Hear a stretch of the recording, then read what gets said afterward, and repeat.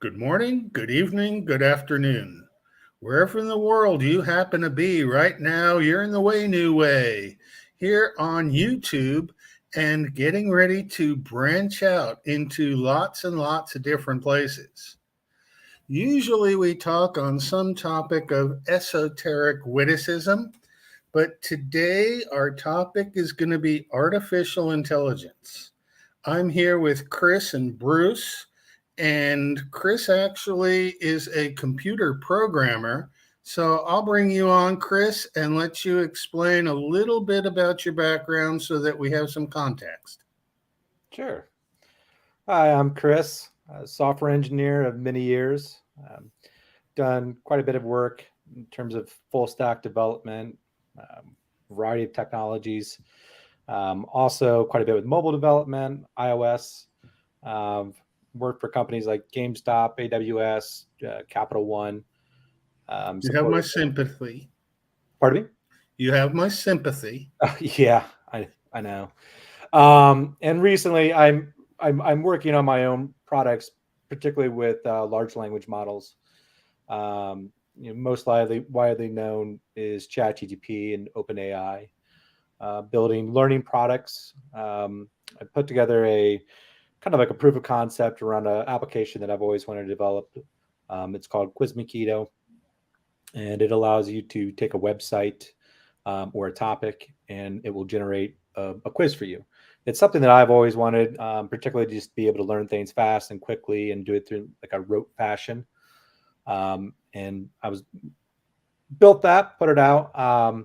It's not something that we're continuing to focus on. And when I say we, I have two co-founders that we've been working on a variety of products within the AI space. I like building learning environments. Yeah, And as a former university teacher or community college instructor, and that having quizzes to understand where your audience is one of the major things in learning how to grade. yeah. But the entire academic system has gone completely fooey. Mhm. And it would be nice to be able to link such a quiz as you describe with the back end of a video like this and Yeah. have things like matching, multiple choice, Mhm. maybe a short essay that people can answer about the video to see if they actually got the topic. That's exactly what we're working on. Then we have plenty to discuss in the future. I Yes. also want to And I, bring I don't know if in, I could give some background. We talked okay, yesterday. I loved meeting you, doctor. Had no preparation for this, but I think this will be really fun.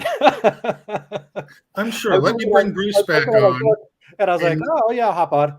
And I thought maybe I just like kind of like sit in the show, but no, I will do the best that I can, and yeah, I think it will be a quality time. it always is. Awesome. And Bruce is a regular on the show, and he is also an author. So it might be such that we discuss your writing project also. Okay. Yeah, that'd be great. Um, have you had much experience with AI before, Bruce? Well, my first response to that would be I've had too much experience with AI. I mean, I bought my first computer in 1983, and I've been online consistently since 1992 when I was operations manager for the University of Rhode Island greenhouse facilities. I ran that whole part of campus at URI, um, and yeah, it's a I mean, AI. This is a really relevant topic, Chris, and so I'm delighted and jazzed to be included in this conversation because I don't really belong here quite as much as you do, but I'll do the best I can to to give a my interpretation of I'd rather ski in the pow. I hear you. Well, I was introduced to Chat GPT 3.5 maybe a year ago. Oh wow. And for everyone, really.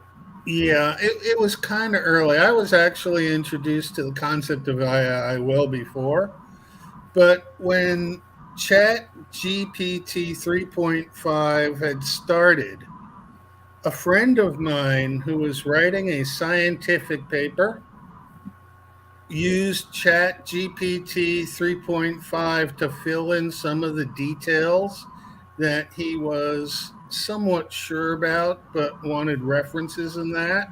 Yeah. And Chat GPT 3.5 was capable of pulling references. Mhm. So he wrote his paper and used the references given him by Chat GPT 3.5 and asked me to read his paper. And so I did. And when I read the Is paper, this Robert Allen Jones? Pardon? Is this Robert Allen Jones? No. I'm just curious who it is. If it's somebody we know, some a mutual friend. No, it's not Richard Allen Miller either. Richard Allen Miller, I meant. So pardon But me. yeah, but it was one of those things where when I went back to the references, some of the references didn't actually go back to a reference. They went into dead space on the internet. And that's useful, not. But then some did go back into the references and it quoted references that never said what GPT 3.5 said the reference said. And in some cases, gave totally erroneous references that Yeah. were actual papers, but had nothing to do at all with what my friend had wrote about. Yeah. Yeah, And there was actually a lawyer that found himself in a similar situation where he actually hired, either he fired his paralegal and went all in on GPT to do the research on a particular court case. And when he presented, basically, I think he almost got disbarred, but he should have been. yeah. Yeah, it's certainly. I mean, by ChatGPT 4, it has over 100 trillion parameters, roughly around about, and it's making quite a bit of progress. But overall, like it's still very, very Okay, early. Chris, how do you as a programmer program Chat GPT 4? Well, you don't actually program it per se; you prompt it. But it is programming to a degree. Traditional programming, you're writing in a language that could be interpreted, compiled, and then broken down to machine language, and then that's what provides the instructions for the software to perform within given hardware. Somewhere it is with ChatGPT, but what you're doing is essentially you're providing it a language that it can understand, which is really our language. It's the same thing. In this case, you don't have to abstract it in the way that you would have with traditional software, where you're writing a language that's very specific, to get a very specific input to get a very specific output. In this case, what you're doing is again give it more natural language. It has natural language processing, and it's able to take those that interaction that you give it, and essentially act like a human. That's hence where like the artificial intelligence kind of comes into play, or why people would deem it as such. But there's a whole variety of techniques, ways that you can kind of optimize it so that more or less it will give you better output, and that can be really tricky. Well, when I have seen it in operation, it tends to defer back to pre-programmed orders. Mm-hmm. Who makes those pre-programmed orders? Well, it's probably what it has kind of like as internal reference. So again, going back to the 100 trillion parameters and everything that basically that neural map has been run through and has access to. I don't know this very well. I'll do my best to describe it. But what it does, it kind of breaks everything down into vectors. And you guys might even know more about this than I do. But those vectors essentially, it's kind of like the Levenshtein distance. Can you define the word vector? Because I know what it means in mathematics, but I want to make sure we're talking on the same page. Okay. Basically, yeah, I mean, I'd probably have to look it up to get a proper definition, like in terms of that sense, or what you might be looking for. Well, in your terms of usage, kind of like yeah, the essentially, kind of like a plot of distance. Probably simplest way to describe it. would you say that a vector is a field? I would think it could be a field, right? Okay. See, I ran into a problem in using it with a back and forth conversation that somebody else had set it up. And so it told that the person who I knew who set up the GPT 4.0 gave it parameters on the voice it wanted to answer in. So, like, you can tell it to make it like Shakespeare would write it. And the Chat GPT would give you flurry English that was very much like a Shakespeare sonnet or something. Yeah. But what I found was that in trying to have a conversation, it kept going back to stupid pre-programmed stuff that it couldn't get over. Yeah. And how do you deal with that? Well, I mean, there's iterations. So, I mean, ChatGPT 2, that was one iteration, then 3, then 3.5, and now 4, and the next one. Really, I think with each iteration, what they're doing is upping the level of parameters so that you have better consistency. Going back to the point of the vectors is like, the way that works is essentially they are using sort of like these vector coordinates that will create distance between related words. So the more improved those vectors are, the more kind of, the better results it can give you. How does it know which words are related? Through the vectors. If I may interject, Bruce? it occurs to me that we're really talking about the we're really talking about communication. That's what we're really talking about. More than anything else, we're talking about the bones, the bones and the sinew of communication. And we still deal with that even with AI. We're still organic creatures, and we're not going to escape that parameter just because we're dealing with the internet now, or we're dealing with computers now. I mean, we're still organic creatures. Let's hope that we haven't escaped that paradigm yet. Yeah, I mean, no, I don't think so at all. So this is like an esoteric, you said, or again, I'm just becoming familiar with your work and the stream. But if you kind of venture into some of those things, I will tell you what I think qualities about this are. And I'm not sure if I'll be able to present it all that well, but just kind of ideas that I've kicking around my head. I've heard that, like, with these large language models and AI in general, it's like, it is deterministic up to a point. Like they know how they'll behave. But then there's this weird quality. For instance, like they've only taught, let's say, ChatGPT or some of these other LLMs, large language models, on English.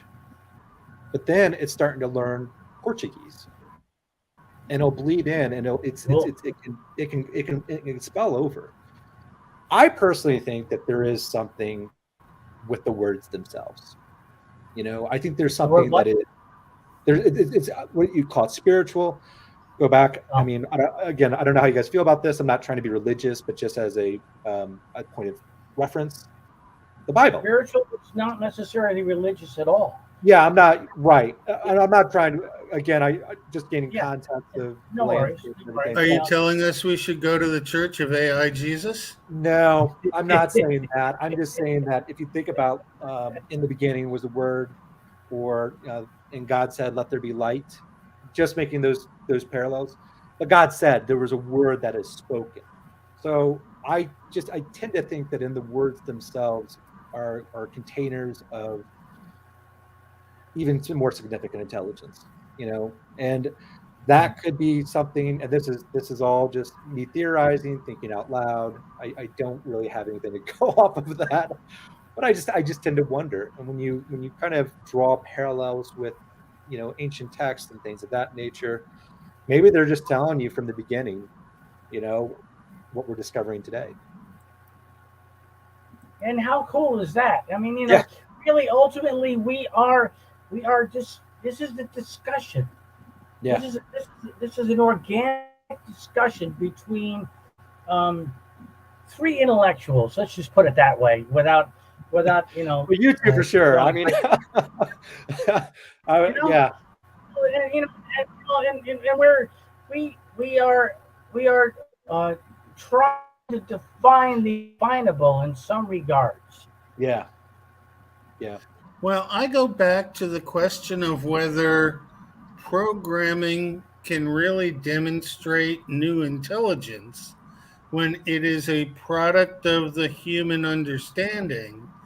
And in order to have intelligence, you have to build upon the intelligence that you already have. So is AI on the internet even capable of independent thought, or is it the sum of its programming?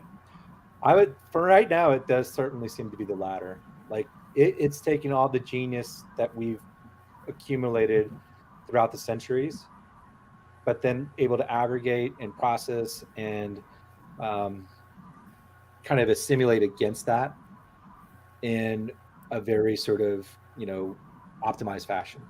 However, could it create genuine works of art that are purely unique? I don't know. Possibly. I mean, you would think that if it's as it's being sourced with all of our intelligence, well, then at some point kind of work to figure out what it was that sparked that intelligence in us. Possibly. Maybe there's a secret within us, and I think that's a question that I've grappled with a lot when delving into this topic with like Stalinium's work, and I've been very, very just engrossed with ancient narratives, ancient stories, stories of the giants, stories of Nephilim, and then finding those parallels and what have you. And then even recently, again, I'm not trying to champion any kind of viewpoint, like really being challenged by flat Earth. At first when I heard it, I just laughed at it and thought it was just nonsense. But when you actually allow the arguments to present themselves, they're challenging. And I don't know where I stand per se, but I'll talk to Elon Musk. I'll talk to anybody from NASA. I'll be like, listen, I think you need to answer these questions. Because I've already worked for NASA. It Yeah. is not a straight answer. Never a straight answer. No. And not a space agency That either. doesn't surprise me.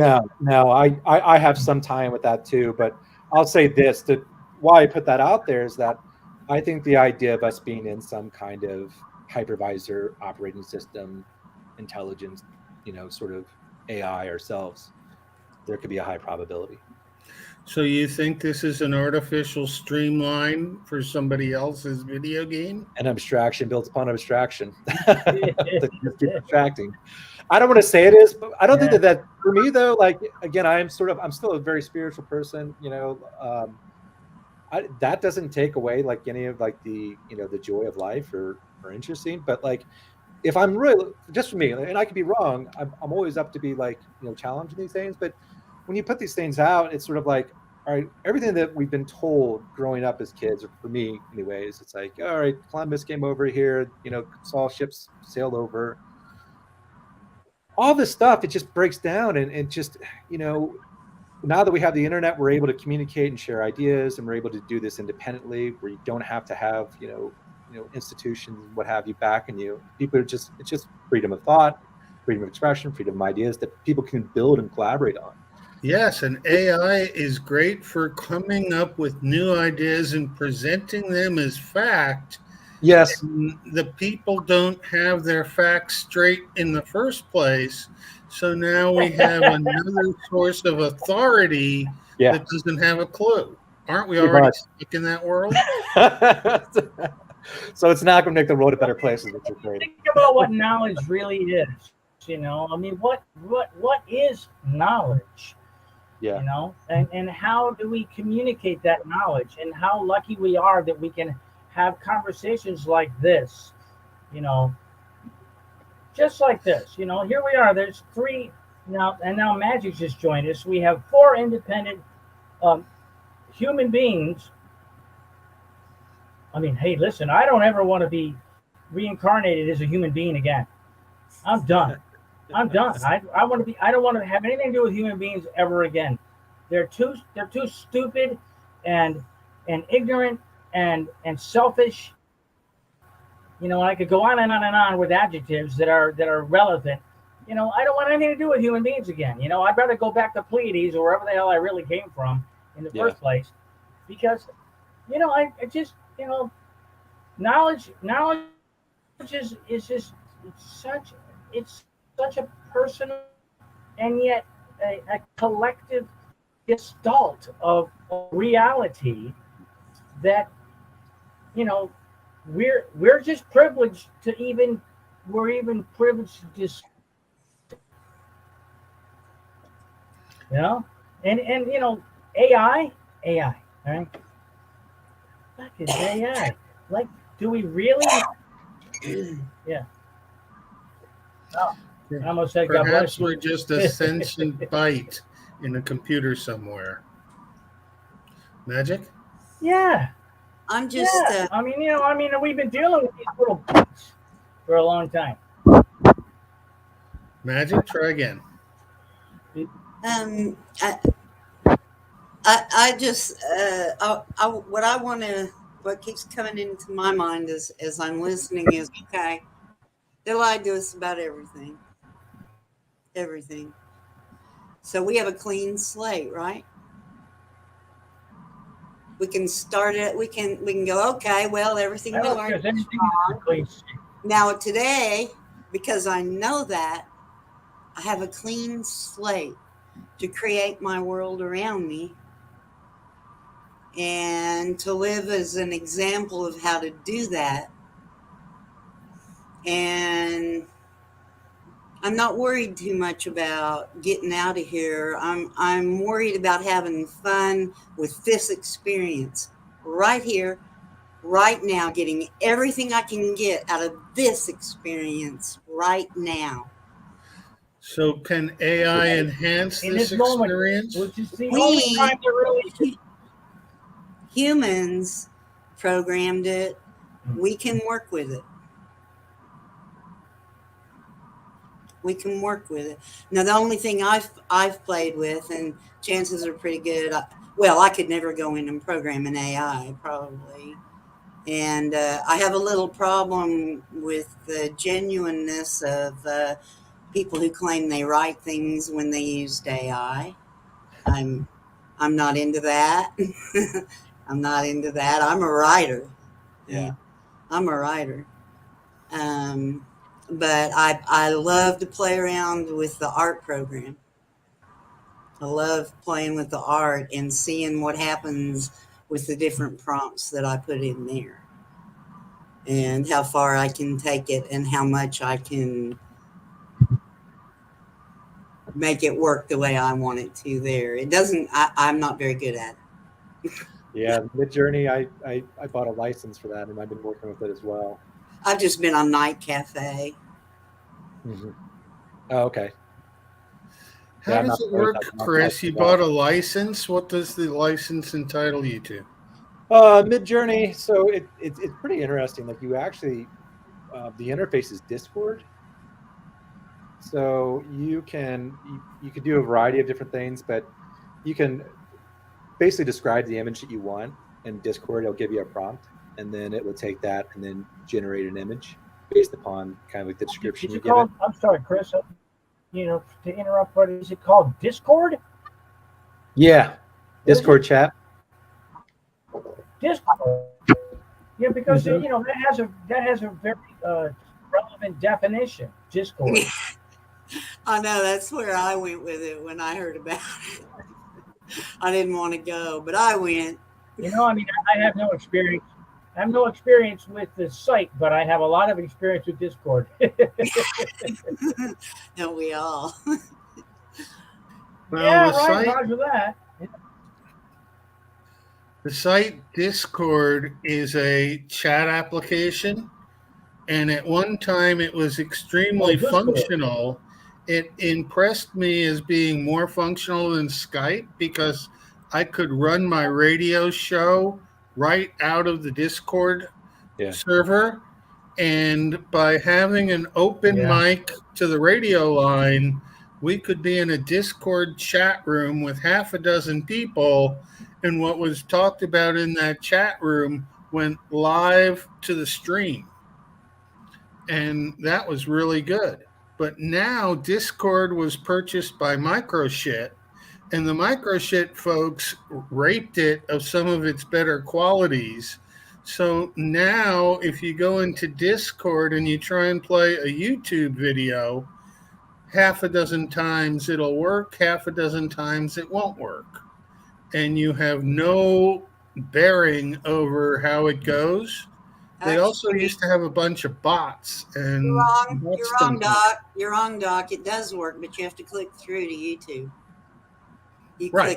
You click the link to go to YouTube. But if I'm in Discord, I don't necessarily want to go out to YouTube. You're right there. And if you want to have 6 people playing the song at the same time, it requires them all getting on YouTube and starting the video at the same time, as opposed to when it was played in a chat room, everybody could hear it. I didn't arrive before when you could do that. I was like, Oh, yeah. Fredbot was one of the bots that did that. And there are several other bots. okay. But now pretty much they've neutralized their bots. And so it is hard to tell when you're actually functional or not functional in Discord. But I could not do the radio show today in Discord the way I did it 4 years ago because the functionality of Discord is no longer there. Okay. I We understand can now. thank Microsoft for that. And this is something that has happened before. Google is no better. I was on Blogger, had about 10,000 followers, and I couldn't verify to their artificial intelligence that I was indeed me, even though I had all my passwords. And so I got blacklisted out of Blogger when I was on Blogger before Google even bought it. So I just bounced from site to site getting blacklisted by speaking truth. What kind of truth? Any kind of truth. They don't want to hear it. Oh, Yeah, the same thing kind of happened to me, Lenny. I mean, as you know, I started off being a professional artist, but then I was a professional writer, and I've been published many, many times, both online and in print. And I've written 4 novels, so that's a bit of a lead in to this next comment. You know, they don't care. They don't care. You know, they're gonna. It's all about censorship now. It's not about free speech. It's not about free thought. It's about censorship. Who's And, the you know, they here we that are. you You know, speak it's of? the land of the free, right? You know, the land of the free. We're coming on Independence Day, in the land of the free. You know, let the fireworks begin and in the hot dog eating contests. Let's all get busy, right? Right? You know, it's we're not free. We're not free the same way anymore. We're just lucky that we're as free as we are, because there's some places. Imagine if we were in, you know, Ukraine right now. You know, they're a long way from being free compared to us. You know, so Now, wait a minute. Didn't all those billions and billions of dollars make them free? yeah, those billions and billions of dollars were essentially washed. What do you call that? You know, like washed money. You know, whitewash money. laundered. Thank you. I'm sorry. Why I said white, I really don't know. Laundered money, and much of it comes back to where they sent it from in the first place. It's just, there's a lot of crazy shit going on. There's a lot of really crazy shit going on, and people are virtually here on the internet, virtually unaware of what's really going on. They're unaware. Anybody who listens to the mainstream media is a fucking stooge, because the mainstream media is lies and propaganda. So there's no point in listening to the mainstream media if you want to get anywhere near the truth. Anywhere near it. I'm thinking about I need a headband, with like a little feather up here or something, I have a feather in my cap. I think I call it macaroni. I have a Feathers macaroni. All right, cool. Yeah. I got half a sandwich here, but I wasn't trying to put it on top of my head. No. But the thing is that nowadays, depending on where you broadcast your free speech, you're considered a wackadoodle. If you use something like BitChute to put something out instead of YouTube, the mainstream normies will discount you because of the platform that you can subscribe to all the time, saying they get good information with no censorship in the platform that tells them exactly what they want to hear. Yeah, I don't prescribe to any platforms anymore. I mean, I'm on Facebook, but like I could be on Twitter or BitChute or any number of other ones, the ones that haven't already censored me. I was going to make a comment earlier when you talked about crazy. Microsoft and AI. What's kind of actually interesting, I'm not sure if you're familiar with GitHub or not. GitHub is a place, it was a company. It started, I think, back around like 2007, maybe even 2005. One of the first like Web 2.0 companies, but it allowed you to take this code source repository software. They pushed it up online and they put social features to it so that you can open source your software. You put open source software up there and you can share it with people. They can pull it down, fork it, create versions of it, push it in. You can collaboratively work. Anyways, they went for like 10, 12 years independently. I think did okay, money-wise, always kept it pretty cheap. But then Microsoft was trying to buy them and spent years trying to acquire them. And the owner, one of the founders, Chris Bonstraat, just held off. He kept holding off. And we're like, how is he how's he doing this? Anyways, I forget the new CEO's name, but he inked a deal with them. And this is probably about 4 years ago now. And I was like, oh my God, they got $5 billion for that. That's the same amount of money that like George Lucas sold Industrial Light and Magic to Disney. It's like, wow, that's huge. Why would they sell it for that much? Well, I think now we know. They took all of our code that we've been writing for years, open source. They've taken that, they've used it to train the models for LLMs. And that's how ChatGPT is now able to write such great code. Oh, okay. It's all of our code.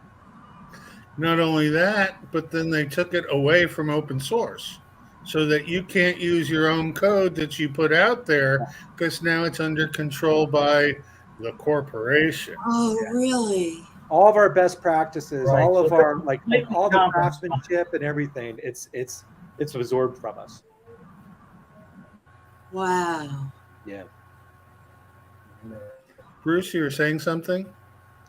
Well, that was what I wanted to say.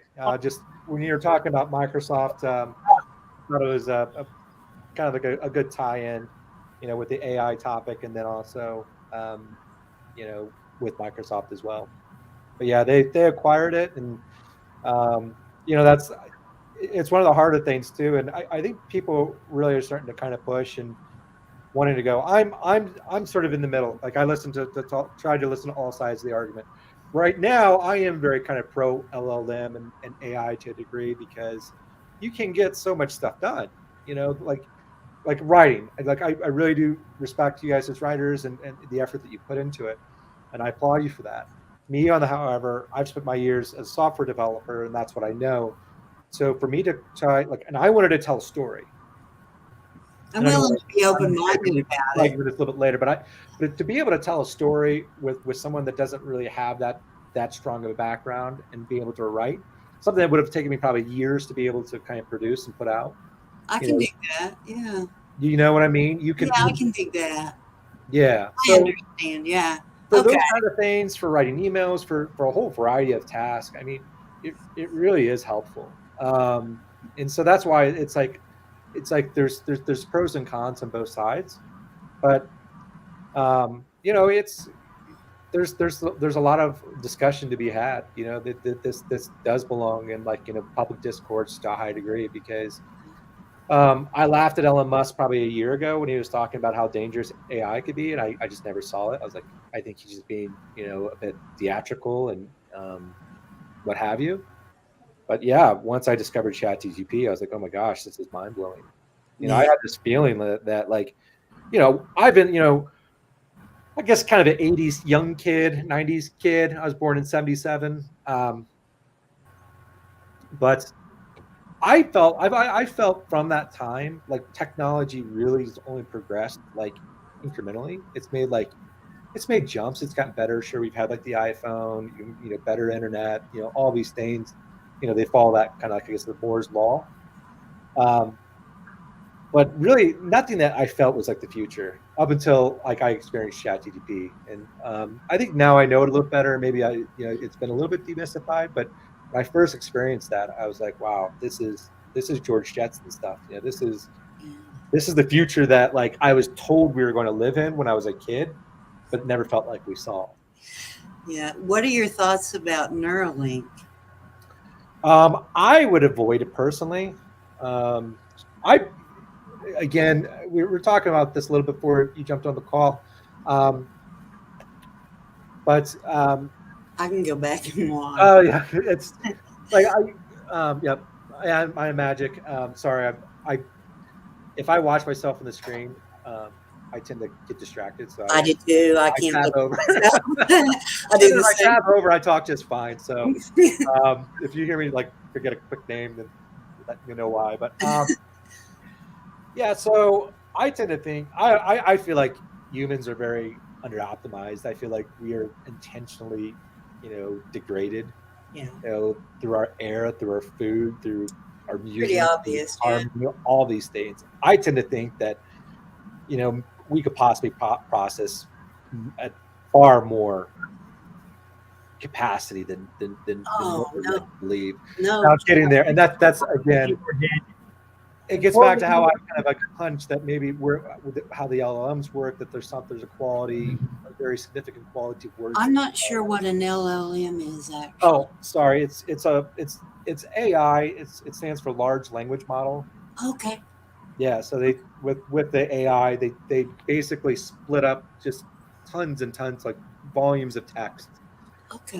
and then they're able to basically kind of create really close relationships to words and their meaning. And Okay. then based upon those relationships, it's all based upon mathematics, vector math, or some vector mathematics. Again, please don't quiz me on that because I don't know enough of it to. You can ask Doc about me. that's I think that will lead you in the right direction if you want to look it up. But it creates these associations that then give it meaning, and then that's how these like ChatGPT and some of the other AIs are able to, you know, perform the things that they're able to do. Okay. I'm starting to get it. Yeah. Starting to. Bruce, you had a comment to make?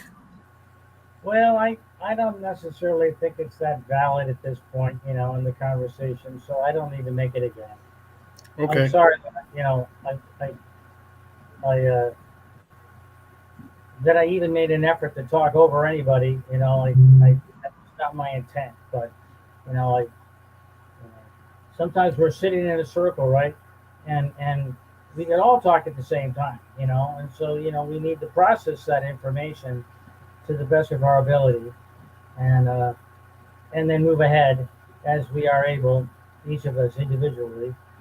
So, you know, So it does, you know. So It is difficult to coordinate 4 people in a conversation, much different than 3. yeah, But if we were to get up to 5, it would be a whole new ball game. yeah, I'm sure. I'm sure. Yeah, my apologies for interrupting. I was on mute before and just want to jump in real quick with that one tidbit about Microsoft and GitHub. But yeah, no, yeah, didn't mean to interrupt. It's one of those things where we'll get better practiced Yeah, at it as we move along. Yeah, getting used to it. Yeah, this is my first time. I'm a very behind the camera or kind of guy. I I don't. always have been too. Yeah, I don't. So I appreciate this opportunity. I like just kind of being thrown into the frying pan. But yeah, I have I'm learning stuff. very little experience, with doing streaming. You're sizzling, bro. Thank you. I've done I did a YouTube channel on crypto back in 2016, 2017. And that lasted maybe 3 videos, and that's all I did with it. Yeah. Yeah. I find YouTube to be a very, very different platform than it has traditionally been. That now it is sort of a rival to television. And a lot of people who are YouTube celebrities or influencers have taken it to their head that they're somehow more important than just every other person. As if the Hollywood celebrities are important in the first place. Yeah, it makes it you question that and sports athletes. I can't believe that they even have articles about what the Hollywood celebrities think. What the Hollywood celebrities think. I mean, do we really give a fuck? Who cares what the Hollywood celebrities think? Yeah. You know, I mean, are these people important somehow?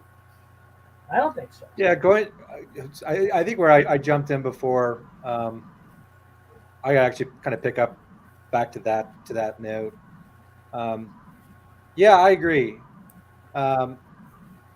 Media in general, one thing that I learned years ago, I haven't studied this very thoroughly, but what's really, really nasty, and I feel like I try to talk to people a lot about this, particularly most of my friends and my group. I need more friends like you, to be honest with you, but it's now that I live in Colorado, I feel like I have these conversations a little bit more frequently than I ever did when I lived in Washington, D.C.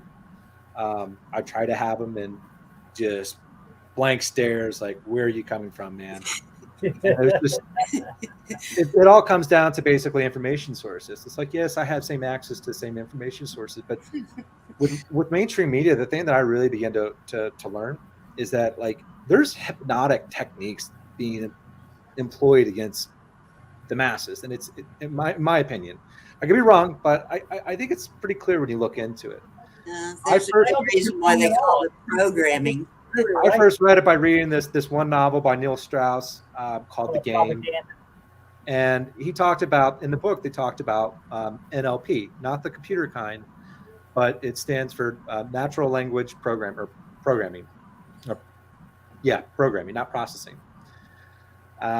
And it essentially is a way to structure words in a way that is hypnotic, that gets people to kind of do things outside their consent.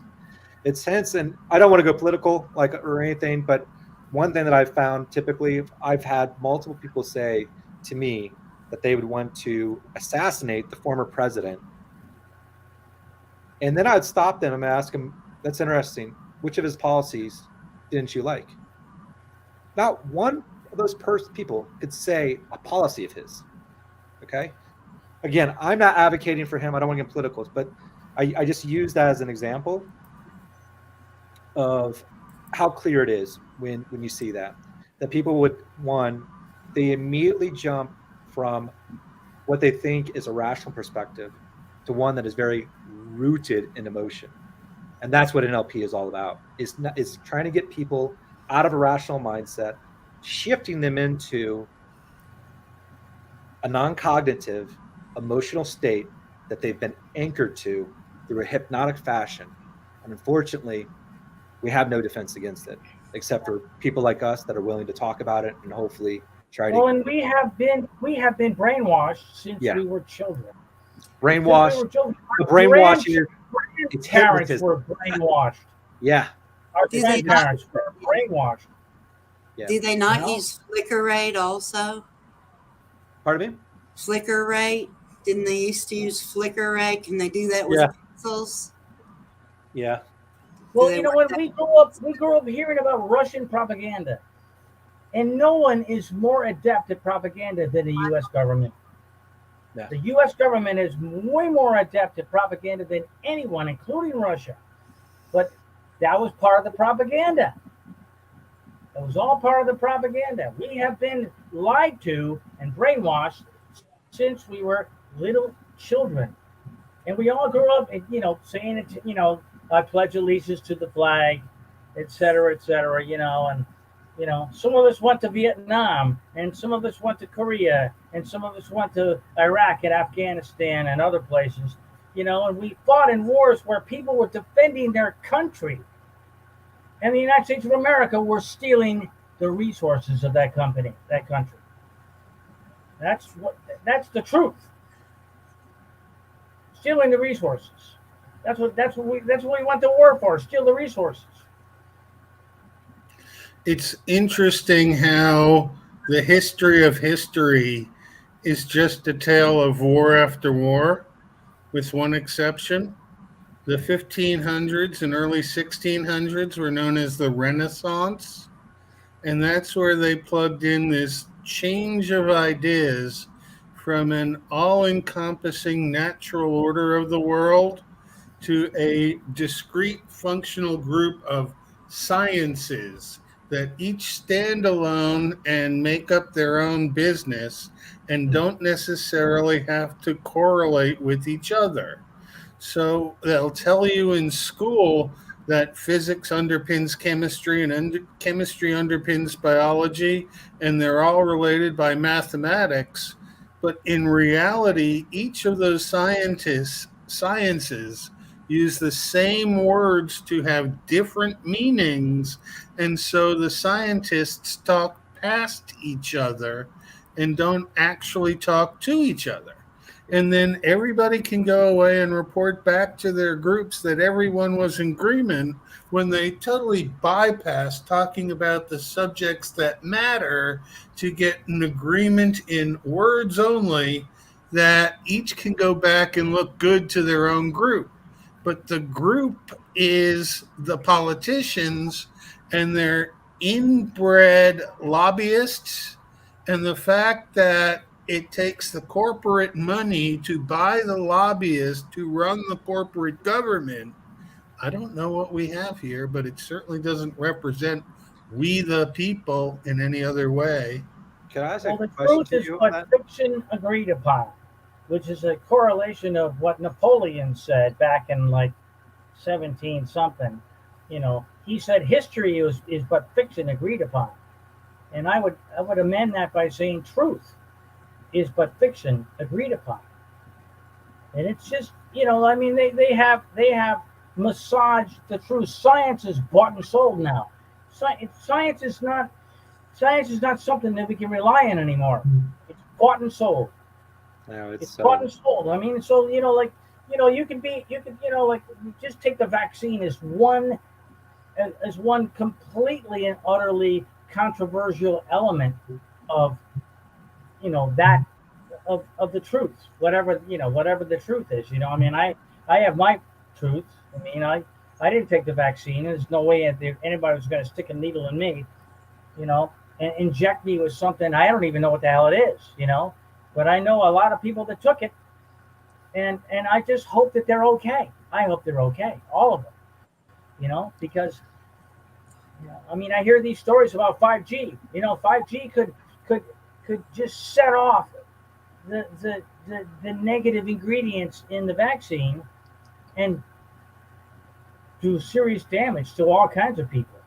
Let's go to Magic and then Chris. Yeah, I'm going to have to duck out, but before I do, I wanted to say it in the comma. I vote for a steampunk renaissance with comfortable corsets. Thank you, gentlemen. It's Take been care. very enjoyable. Thank you. Let's Bye. see, My Matt. radio show was I learned initially stuff. Mhm. My radio show was initially on steampunk radio. Okay, Chris, you had something. Well, yeah, I was going to ask you a question. Like, do you feel like there's a time approaching where people such as yourself and other people that do want to follow the data, um, use the scientific method, use quality thinking um, to all of its facets, and almost just break away from just traditional academia and form your own sort of new kind of credential that is almost divorced from those routes and trying to Oh, build on that. I think current academia, I call it hackademia Yeah, because there's nothing really there anymore. They're yeah, all a bunch of hacks.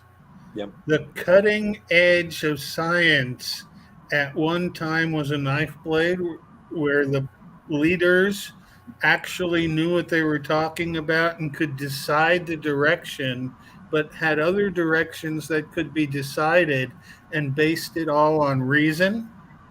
Nowadays, reason is not part of it, it's all a chase for the money. And if you look at everything we do in the society today, the bottom line of the person who pushes the hardest is the dollar. And I've seen major collaborative efforts fall apart because one person in the group got bought. And by getting bought, they destroyed the camaraderie and the internal equity. yeah, Because now, with them getting paid and no one else getting paid and not a share of the wealth, you've created a caste system based on money. And that's yeah, all money's good for is separation. The American way has been to chase the money, but the money is all controlled by a smaller and smaller group of people who are more and more detached from the reality of we the people. yeah, It Well, looked the to me, American way is the complete sabotage. yeah. Complete sabotage. No question about Well, it. you have a court system that sometime in the mid 2010s ruled on a case called Citizens United and decided that corporations had the rights of people, of persons. yeah, Right, And right. at that point, it totally unleveled the playing field. Yeah. You could actually As go if it was back, already leveled at that. It really repeat wasn't that. level even then. But it's No, even it got more. unleveled. It got unleveled completely by Bill Clinton in 1992 when he took office. And one of the first things he did was made it so that university professors could work with corporations to market their ideas and bypass a level of colleges that was called administrative. And what it did was it totally neutered college administrations to the point where only idiots could work there. And every college in the country is run by bureaucrats. yeah. Yeah, Thanks, there's Bill. certainly seem to be These are control both. structures in place, but I hear you there. That's the hardest thing. But what you're describing is they have how to disrupt the movement down to science. That's why I've always thought, like, how do you ever kind of get around and make change outside of that? And it's really difficult because it's just hard to get people to agree on one or two things. Just their information sources are so divided. Like, again, like I think we're all like kind of like in harmony with the things that we're sharing, our thoughts and what have you. But like that is so isolated. It's so contained. You try to bleed into it. It's just like if from just a normal person that listens to, I don't want to say normal person, that's a poor way to describe them, but a person that listens to mainstream media every day or all the other just kind of like the more accessible information sources. Like you try to introduce any of this, I think getting back to the hypnotic thing, there's like hypnotic kind of triggers put in people's minds that they immediately begin to associate you with like something offbeat, weird, random, in which causes that information never to get through. So that's one problem. But then in groups in general, it's like yeah, you have and one person gets bought out. That's all these divide and conquer techniques that they've mastered over the years. So it's so hard to even sort of assimilate, and try to figure out how to like work around that stuff. They tell us that they need all of us on the same page and turn us against each other so we can never be on the same page. Right. And they do it deliberately. But the idea is that we don't need to be on the same page. We each need to be on our individual pages. And if we're on our own individual pages, when everything blows out, we'll each be functional, and then we can decide what's right or wrong. But at this point, everything is so morally relativistic that everybody is right in their way of thinking, and there's no real reason to get things set up on a larger scale, because as soon as you do, that will trigger the corporations to use their AI and turn back on you. Well, and it isn't just the corporations, Lenny. I mean, you think about the people are the problem.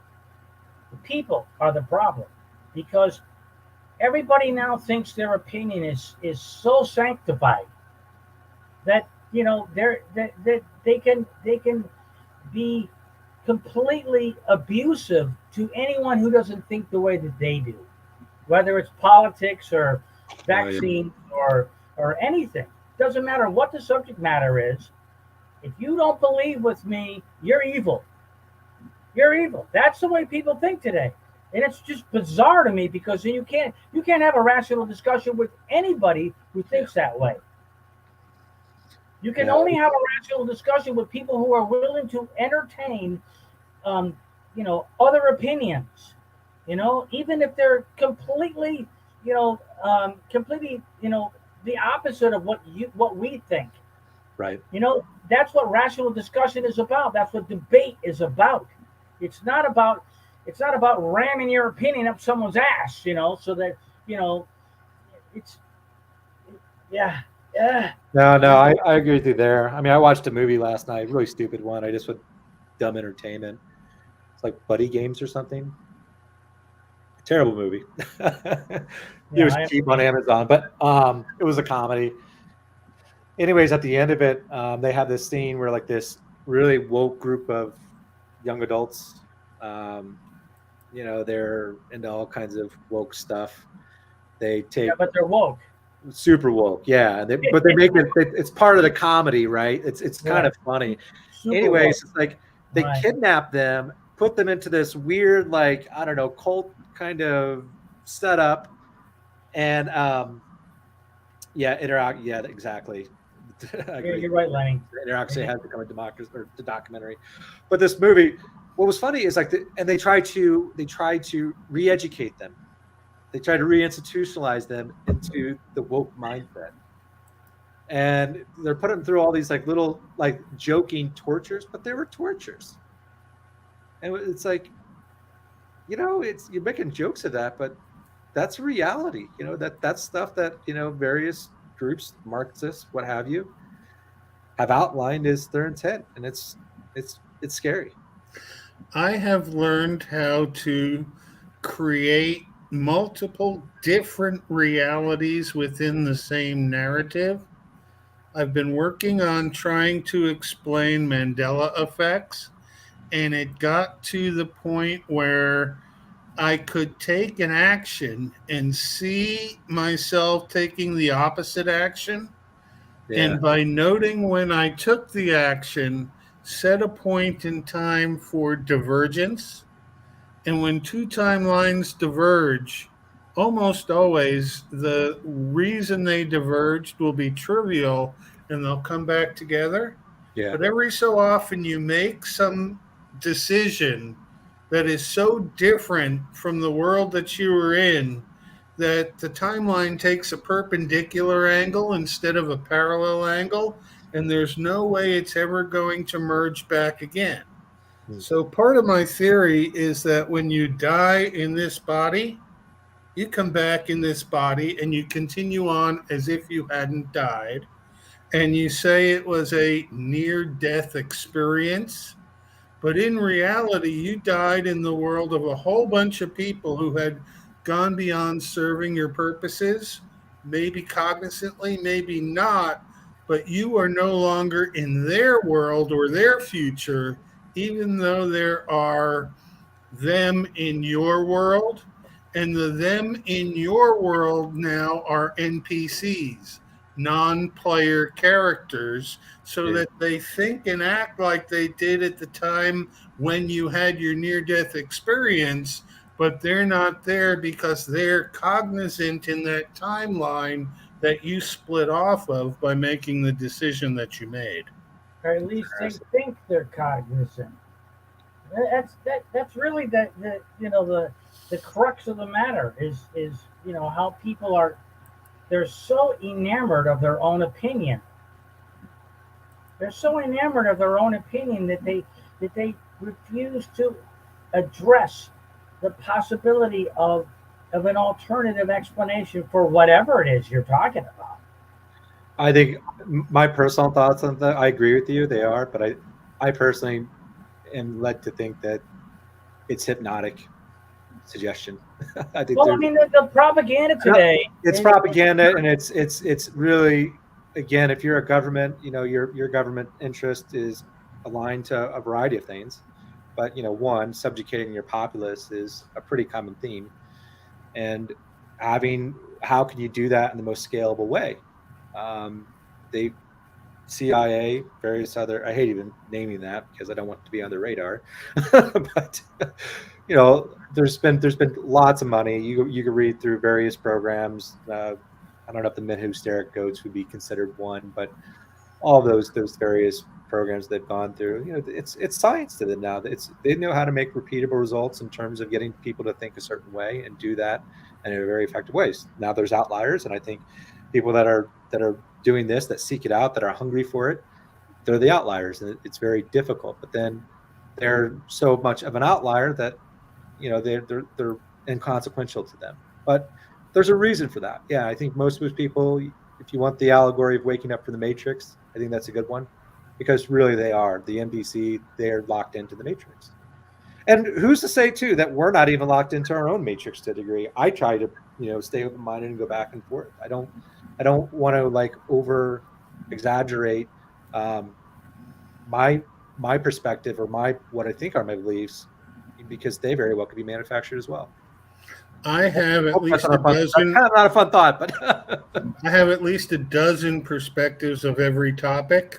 Yeah. And I can hold two thoughts that are diametrically opposed to each be true and run with them in abeyance until one proves itself over the other. Yeah. But when I make a decision on how something is, if it conflicts with what I previously believed, I no longer can rely on that previous belief. Huh. And if it's embedded into other beliefs and actions that I have been taking, my system falls apart and those actions no longer work. That's the reason why I respect you as much as I do, Lenny Time, is because you are willing to change your mind. If it's warranted, you're willing to change your mind.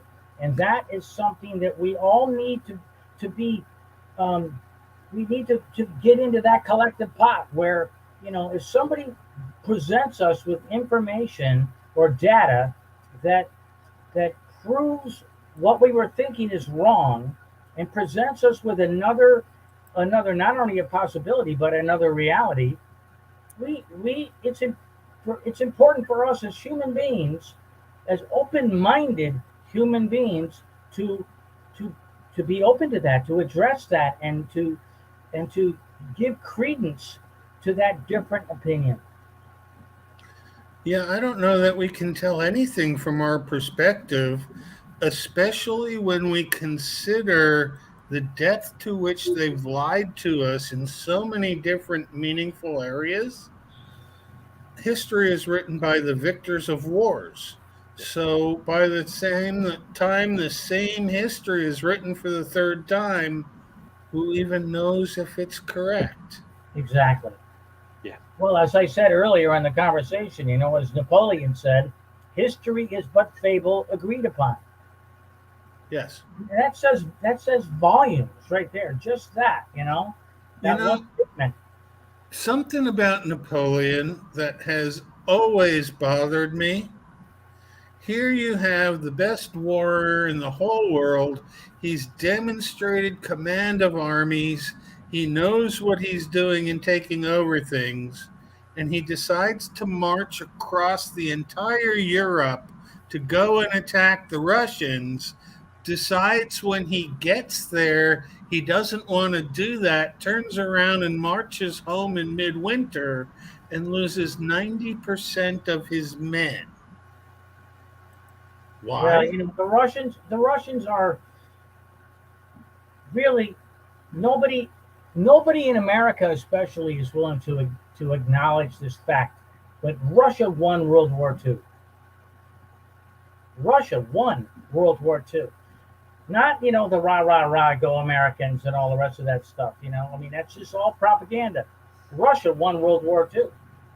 They lost like 47 million people or something, just, defending their nation against, Hitler and the Nazis. And the Nazis are still very, very vigorously at work in Ukraine right now. Yeah. It's bizarre what the hell's going on. It's bizarre. And I got kind of an interesting story to share about Russia and that degree. Years ago, living in Indianapolis, I went to this art installation kind of showing, where artists set up their various kind of whatever kind of theatrical. One guy, he would walk down the stairways, and it was in the catacombs of the city market.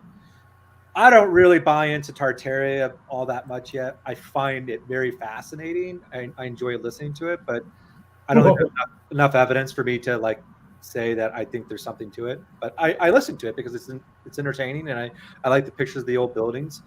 And one of them, I think John Levi, or one of these guys, they covered the city market in Indianapolis, and it's an old building. And what people would say, who subscribe to that, would say, yeah, this is a Tartarian building.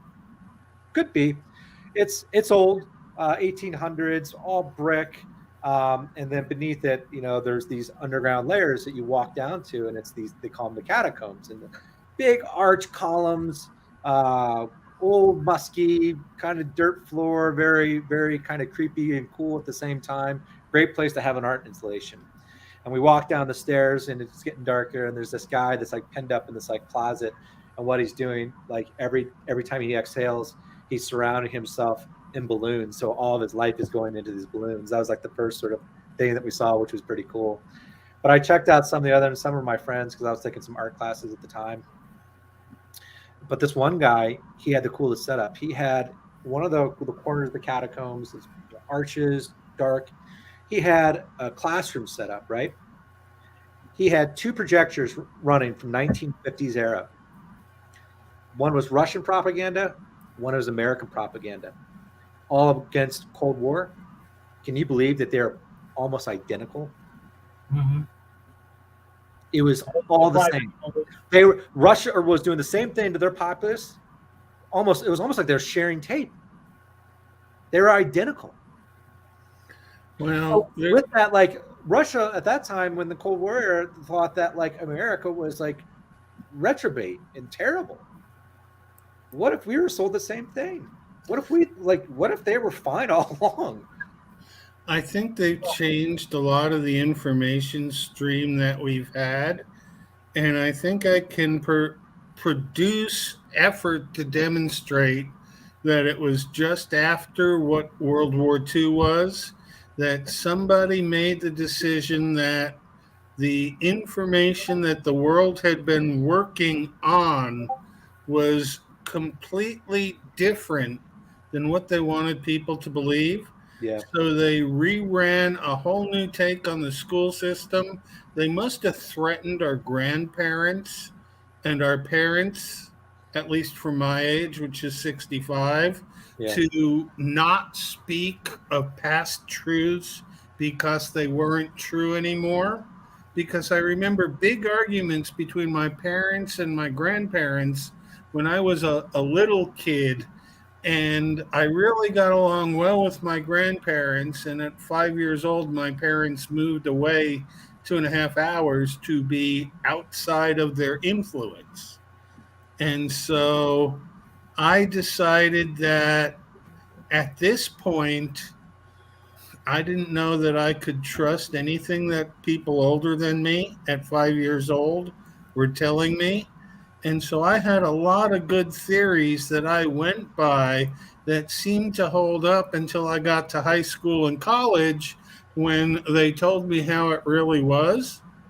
And now, as a senior citizen, I think that was one of the biggest things I did wrong, was giving up my ideas of how things worked because they taught me how it really worked when they were lying crocs of never mind. Well, and I'd like to make a comment in regards to that, please, Lenny. I perhaps may have in the past told you that my grandfather, my paternal grandfather, was head of the classified library at the Naval War College here in Newport, Rhode Island, where they planned all the strategy for the whole Pacific Theater. And he knew that FDR.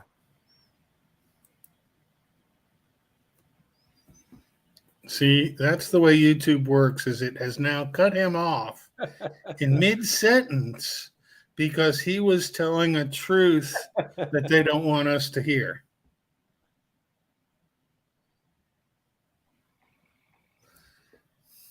I'm going to try and drop him and pick him back up.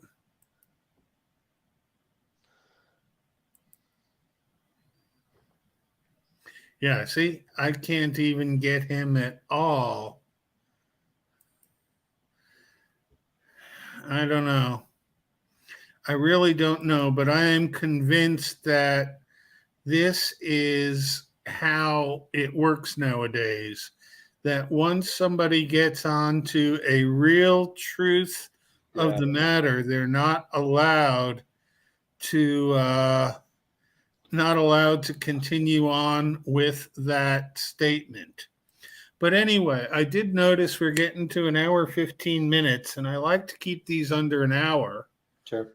And so it's been great talking with you, Chris. Is there anything you'd like to say in conclusion?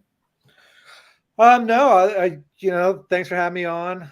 Really great talk about AI and some of the other topics that we delved into. Working on a book called, if I can talk about it a little bit. Go ahead. Yeah, working on a book called Root, Awakening the Ancient. We explore the topic. It's of giant trees. A lot of people think that the mesas were once actually tree stumps of monolithic trees that provided, a lot of oxygen to the earth, made it a completely different environment. So I take that concept of those trees and what if we were to use some of our gene editing technologies that we have today and reintroduce them back into the earth. And it has a very almost like mainstream sort of accessibility to it. But I think, people that are more familiar with these type of topics will really enjoy it as well. I'm still working on it. It's in beta, but I have it up on Amazon right now. You can kind of check out, it's like $3-4. But yeah, building it, taking user feedback. So if you guys want to check that out, I'd love to hear your thoughts. I'm learning to write and building on that. I have some experiences from writing it, like a journalistic perspective, but this is my first sort of like endeavor novel. I have used these LLMs to help, kind of craft the story and speed it along quite a bit. But with that too, take the opportunity to rework it, and it's a very original work, start to finish, and I think you'll enjoy it. Hang around after the broadcast. You struck something that you had asked me yesterday about CRISPR. Yeah, I want to give yeah. you an answer, but since it's not germane to the audience, thank you very much for being in the audience, and we will continue on our game here on The New Way, where we take everything we thought we knew and weigh it again. Be well.